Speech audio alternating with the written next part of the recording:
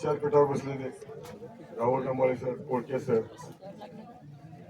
Khilare sir आणि इतर मान्यवरांना सप्रेम दिले, तसेच समोर बसलेले माननीय बंधू भगिनी आहेत त्यांना सप्रेम दिले. गेल्या वर्षी प्रथम आम्ही शिवपुत्र घटकांबळे सर सोलापूरचे त्यांच्या माध्यमातून आम्ही पहिल्यांदाच 15 दिवसापूर्वी गेल्या वर्षी यांच्याशी कॉन्टॅक्ट करून आम्ही गेल्या वर्षी तर मान वगैरे द्यायला आलो होतो. फक्त त्यावेळेस सुरुवातीला 65 लोक आम्ही आलो होतो. 65 लोक आलो त्यावेळेस बोलताना मी सांगितलं होतं की पुढच्या वर्षी मी कमीत कमी याच्या 5 पट लोक घेईन. तर मी साधारणतः 350 लोक घेऊन आले. आणि विशेष म्हणजे वाद्य पथकाची जी आहे कल्पना ती फक्त 6 महिन्यात मी पूर्ण केलेली आहे. आणि सेवानिवृत्त झालेले जे पोलीस आहेत बँड पथकातले ते एकत्र करून 20 लोकांची टीम आम्ही आज दाखवलेली आहे त्याची. काही त्यात प्रशिक्षणार्थी जे 12वी पास झालेले आहेत त्या मुलांना हे आपले बौद्ध सेवानिवृत्त पोलीस अधिकाऱ्यांनी म्युझिक अकॅडमी काढलेली आहे. सेवानिवृत्तीनंतर त्यांनी 17 लोकांना भरती केलेलं आहे. 17 लोकांना त्यांनी रोजीरोटी सरकारी करून दिली आहे. त्यांचं सेवानिवृत्तीचं हे काम कौतुकास्पद आहे.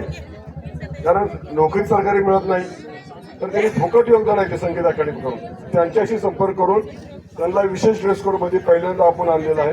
आणि आपले जे 2027ची जे विजयस्तंभाची मानवंदन आहे याच्यापेक्षा आपण 40 लोक मी घेऊन शकेल महाराष्ट्रातले वाद्य पथकातले 40 लोक मी आणू शकेल. आणि हे काम करताना मी 2 ऑक्टोबर 2025 पासून 3 महिने मी थकलेलो आहे. आणि या लोकांनी मला साथ दिलेली आहे. आणि दौंडचे कर्मचारी जे आहेत आपले ओळ सर यांचं वय 74 वर्ष आहे. 74 वर्ष आहे. फक्त 21 दिवसात त्यांनी संघटना बांधलेली आहे. आणि आजचा जो प्रोग्राम आहे संपूर्ण ते दौंडच्या लोकांनी केलेला आहे.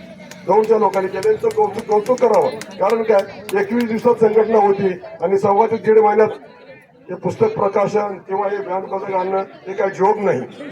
आणि एका जिल्ह्यातले लोक नाहीत ते संभाजीनगर आहे, सोलापूर आहे, नांदेड आहे, नागपूर आहे, परभणी आहे, सगळेच लोक आणलेले आहेत. पण एवढेच की तर राहायची सोय महत्वाची राहायची सोय नसल्यामुळे येत नाही. तर आम्ही पुढच्या वर्षी 1000 लोक आणू शकतो. पण राहुल डंबाळे सरांनी आता जे बोलले सर की बाबा पेंडालची सोय करावी तर ते करावे असं. आणि शाक्य संघ हे महाराष्ट्रात वाढत आहे. साधारणतः 10 जिल्ह्यात त्याचं रजिस्ट्रेशन झालेलं आहे. आणि काल आम्ही त्याचं स्मरणिकेचं प्रकाशन केलेलं आहे. शाक्य संघ कसा निर्माण झाला आणि आम्ही वर्षभरात केलेले कार्यक्रम आणि यश सिद्धी आजी माजी सैनिकांचे काही कार्यक्रमाचे फोटो आणि इथल्या गेल्या वर्षी काही फोटो सदर मॅगझिन मध्ये लावलेले आहेत. तर सरांना तर सदरचं जे आहे मॅगझिन आहे ते धम्मराशी म्हणून 120 रुपयाला ठेवलेलं आहे. जर कुणाला स्वखुशीने घ्यायचं असेल तर घेऊ शकता. त्याच्यावर कुणालाही त्याची बळजबरी नाही. ज्याला वाचनाची आवड आहे.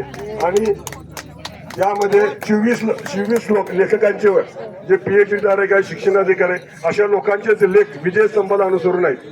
दुसऱ्या विषयाला कुठल्याही अनुसरून नाहीत. फक्त शौर्य विजयस्तंभ ह्याच्यावरच त्याचं लिखाण आहे. तर ज्यांना कोणाला घ्यायची इच्छा असेल त्यांनी धर्मराशी देऊन घ्यावं अशी मी आपल्याला विनंती करतो. माझे 2 शब्द संपवतो. जय भीम, जय भारत.